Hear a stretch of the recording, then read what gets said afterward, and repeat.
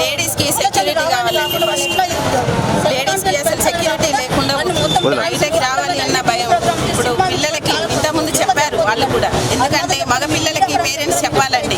అడ్డగాడులాగా పెరిగి దున్నపోతుల రోడ్ల మీద పడి ఆడపిల్లల్ని అనుభవించడం కాదు.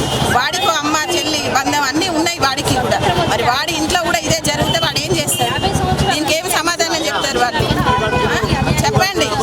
ఏంటిది? ఆడపిల్లలు బయటికి పోతున్నారు, బయటికి పోవాలి అంటే భయపడుతున్నారు. మేము 50 ఏళ్ళ ఏజ్ వాళ్ళమైనా బయటికి వస్తున్నాం ధైర్యంగా, కానీ చిన్నపిల్లలు ఆడపిల్లలు వాళ్ళు బయటికి రావడానికి ఇష్టపడట్లేదండి. వాళ్ళు వస్తే బయటకి ఇలాంటివి జరుగుతున్నాయి.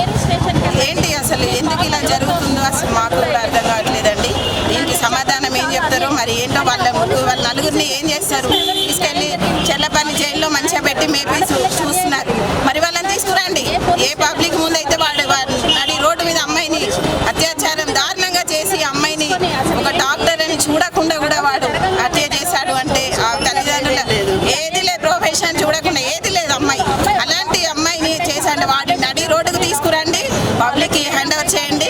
పబ్లికే చేస్తుండే, దీన్ని మేము చూసుకుంటామండి. ఎందుకంటే మేము వేసే శిక్ష ఎవరు కూడా మగ పిల్లలు మళ్ళీ ఆడపిల్లల జోలికి రాకుండా ఉంటుంది. నేను అదే చెప్తున్నా అండి. ప్రతి ఒక్కరికి బాయ్స్ కి కూడా అదే చెప్తున్నా.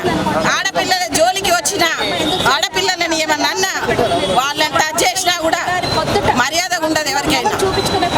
ఎందుకంటే ఆ మర్యాద కాపాడుకోండి.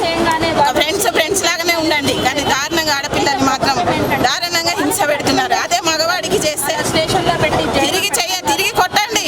మీకు ఆడపిల్లలకు కూడా మేము చెప్తున్నాం, తిరిగి కొట్టండి మీరు అంతే. ఎందుకంటే మగ అని ఆడబిడ్డ పుడితే ఈ రోజులలో హ్యాపీగా ఫీల్ అవుతున్నారు. ఎందుకంటే ఒకప్పుడు మగవాడు పుడితే సంతోషపడ్డారు, కానీ ఈరోజు ఆడపిల్ల పుడితేనే సంతోషపడుతున్నారండి. ఎందుకంటే మగ మృగం పుట్టింది అనుకుంటున్నారు.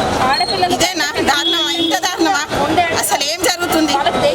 సభ్య సమాజం సిగ్గుపడాల్సిన విషయం ఈరోజు.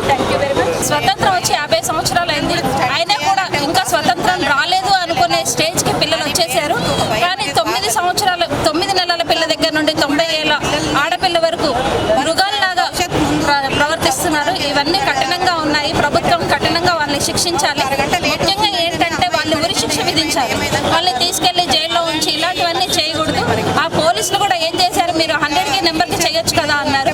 ఒకవేళ నిజంగానే అమ్మాయి 100 నెంబర్కి చేసింది అనుకోండి, వాళ్ళు వచ్చి ఏంటమ్మా 9 గంటలకే నువ్వు నాకు ఫోన్ చేసావు అని ఆ పోలీసులు ఒకవేళ అన్నట్టయితే అది ఎలా ఉండేది? వాళ్ళు పోలీసుల దగ్గరికి వెళ్ళి మా అమ్మాయికి అన్యాయం జరుగుతుంది, మా అమ్మాయి ఇంకా రాలేదు అంటే ఆ పోలీసులు తీసుకొని ఎక్కడ ఏంటి అన్నారు. కానీ అలా కాకుండా మా పరిధిలోకి రాదని ఈ స్టేషన్, మా పరిధిలోకి రాదని ఆ స్టేషన్, వాళ్ళు ఏం చెప్పారు అంటే ఈ అమ్మాయి ఏ బాధ్యతతోనే వెళ్ళిందని. అది ఎంతవరకు తప్పు? అది న్యాయమైన? వాళ్ళకి ఆడపిల్లలు ఉంటారు కదా, ఏదొస్తే అది మాట్లాడడం కాకుండా మర్యాద మాట్లాడడం. ఆ ప్రభుత్వ ఉద్యోగం వచ్చేటప్పుడు ఆ ఉద్యోగాలు ఎందుకు చేసుకుంటున్నారు వాళ్ళు? అలా చూసుకోవాల్సిన బాధ్యత ప్రభుత్వం పైన. ఈ అమ్మాయితో మన దేశంలో ఇదే లాస్ట్ కావాలి. ఈ పనిష్మెంట్ పోలీసు వాళ్ళు కాకుండా ఈ పోలీస్ డిపార్ట్మెంట్కి చేత కాకుంటే మేము ప్రజలు మేము చేసుకుంటాం. వాళ్ళకి ఎలాంటి పనిష్మెంట్ ఇవ్వాలో మేము ఇస్తామండి.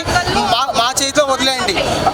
అమ్మాయి ఎంత టార్చర్తో చనిపోయిందో అదే టార్చర్ నా కొడుకులే మీరు డైరెక్ట్ పబ్లిక్లో తీసుకొచ్చి ఉరి వేసినా కానీ మీరు ఉరి తీసినా హాయిగా ఒక 2 నిమిషాల్లో ప్రాణం వదిలేస్తారు. నా కొడుకు అట్లా చావద్దండి.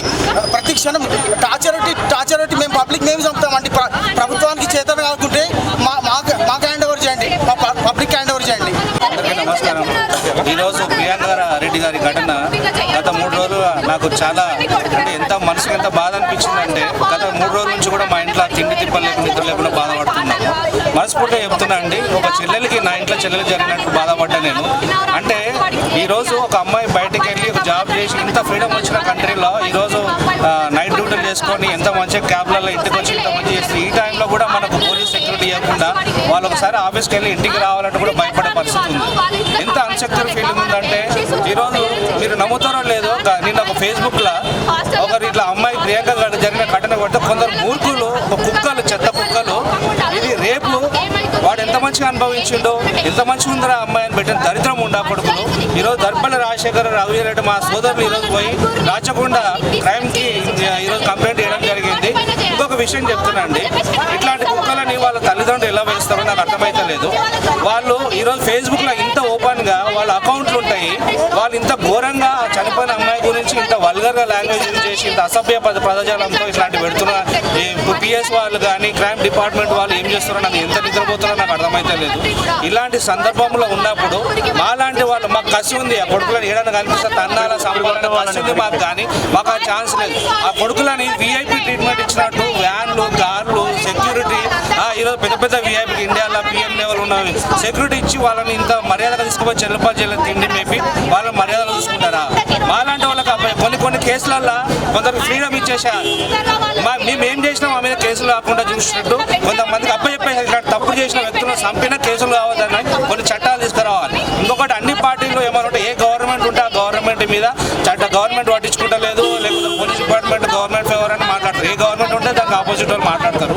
ఈరోజు ప్రియాంక రెడ్డి ఇంటికి పోయి ప్రతి ఒక్క లీడర్లు వీళ్ళంతా చల్లము ఇప్పుడు వచ్చి పోతారు, ఫోటో దిగుతారు, మీడియా ముందు ఒక మాట మాట్లాడి వెళ్ళిపోతారు. 3 రోజుల తర్వాత కథ పని అనుకుంటుంది, తర్వాత ఎవడు పట్టించుకోడు. ఇక అదే దరిద్రులారా, ఈరోజు ఇంతమంది లీడర్లు ఇన్ని పార్టీలో ఉన్నారు కదా, పోయి ఆల్ పార్టీ మీటింగ్ పెట్టుకోండి.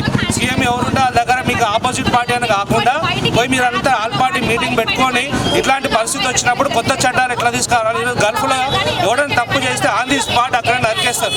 అలాంటి చట్టాలు తీసుకురండి. మీరు మీడియాల ముందర మాట్లాడి దీన్ని ఖండిస్తున్నాము, మేము ఇదంతా గవర్నమెంట్ చేసిన తప్పు, ఇవన్నీ కాదే పద్ధతి. 2-3 తర్వాత మీ పని చూసుకుంటారు. ఏదంటే నేను పోయినా మాట్లాడినా మీడియా ముందర నా పని అయిపోయింది అనుకున్న కాలం కాదు ఇది. సోషల్ మీడియా ఈరోజు మీడియాలో వస్తుంది కాబట్టి ఇంతమంది అలర్టారు. కానీ ముఖ్యంగా ఈరోజు సంతోషకర విషయం ఏంటంటే ఈరోజు ఇండియా భారతదేశం మొత్తం ఒక యూనిటీ తీసుకొచ్చిన ఒక చలనం వచ్చింది.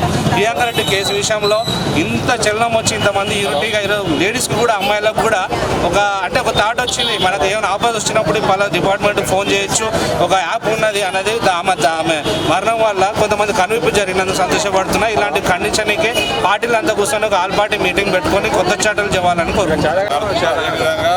అన్ని మారాలి, అన్ని మార్పులు రావాలి. ఇప్పుడు ఆడపిల్లలు అన్నింటిలో సమానం అని చెప్పేసి పనులు తీసుకొని ఇక్కడ జాబ్కి వెళ్ళడం కానీ కాలేజీకి వెళ్ళడం కానీ అన్నింటిలో ముందడుగు వేసి అన్నింటిలో ముందుకు వస్తారు. అదేవిధంగా ఇలాంటి సంఘటన జరిగినప్పుడు ఒక చిన్న జీవో మొత్తం ఆల్ పార్టీ మీటింగ్ బ్రదర్ అన్నట్టు ఒక పార్టీ మీటింగ్ పెట్టుకొని ఏదైతే కాన్స్టిట్యున్సీ ఆ పిఎస్ పరిధి వాళ్ళకే అధికారం ఇచ్చి ఎవరైతే నిందితులు ఉంటాడో ఆన్ ది స్పాట్ వాళ్ళని చంపేస్తే ఈ ర్యాలీలు కానీ ఇవన్నీ కానీ ఇవి ఎంతోమంది ఆనందపడతారు.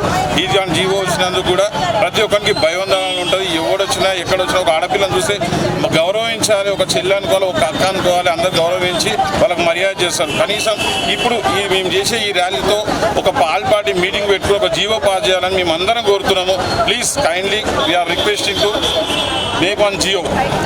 ఈరోజు ఈ సంఘటనకు ప్రతిస్పందన నుంచి చాలామంది కాలనీ నుంచి మహిళలు, యువకులు చాలామంది పాల్గొన్నారు.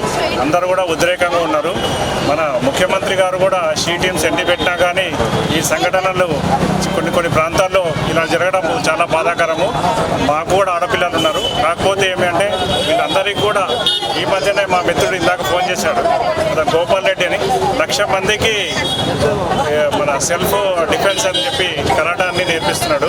అతనికి ప్రభుత్వం కూడా అవార్డు ఇచ్చింది. ఇలాంటి వాళ్ళని కూడా ఎంకరేజ్ చేస్తూ ఆయన జీవీఆర్ అకాడమీ అని బర్కత్పురాలో ఉంది. ప్రతి ఏరియాలో పెద్ద కాన్స్టిట్యూన్సీలో కూడా ఒక డిఫెన్స్ కరాటా లాంటివి మహిళలకు నేర్పించి సొంతంగా కూడా డిఫెన్స్ అయ్యేటట్టు ప్రతి ఒక్కరు కూడా ఆడపిల్లలు అన్ని క్రమశిక్షణగా అన్నిటి కూడా ముందుండాలని, ఇలాంటి ఘటనలు సంయుక్తంగా ఆల్ పార్టీ అందరూ ఖండించాలని, ఒకరి మీద ఒకరు బ్లేమ్ చేసుకోకుండా అందరూ కలిసేట్టు ఇలాంటి సంఘటనలు జరగకుండా చూడాలి.